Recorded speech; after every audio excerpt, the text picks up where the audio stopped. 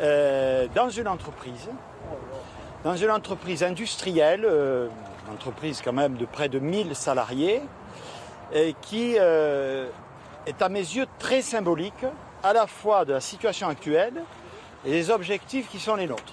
Pourquoi ?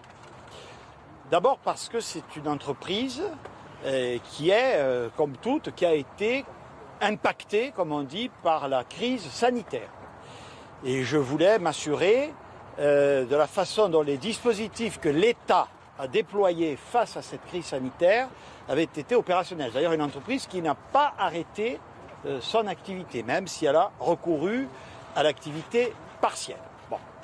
Mais au-delà de ça, il s'agit d'une entreprise industrielle et extrêmement exposée à la concurrence internationale.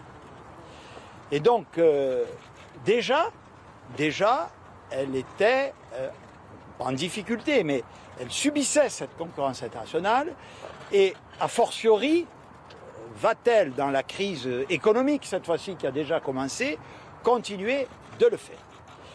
Et donc, l'objectif du gouvernement, l'objectif de l'État, c'est de voir dans le cadre du plan de relance, de reconstruction et des conséquences qu'on va tirer de cette crise, comment ne pas simplement agir sur le court terme, c'est déjà très important pour éviter le maximum de licenciements, comment on peut assurer les fondements d'une relocalisation, d'un maintien durable des emplois industriels et exposés à la concurrence dans notre pays.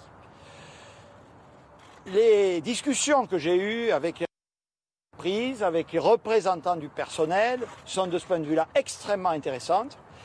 Une des réponses, c'est l'investissement dans la formation, dans l'outil de production. Ce sont eux qui vont permettre à cette entreprise de passer les étapes qui sont devant elle. Elle sait par exemple qu'il y a 2 ans difficiles qu'il faut assumer, au cours desquels elle prendra sans doute des dispositions pour assurer sa compétitivité. Et là, il faut que l'État l'accompagne.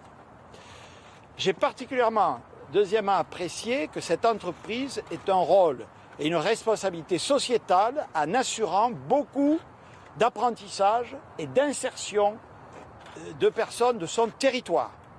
C'est aussi l'un de nos objectifs. Il y aura un fort accent mis sur l'insertion en entreprise et par ce qu'on appelle l'activité économique.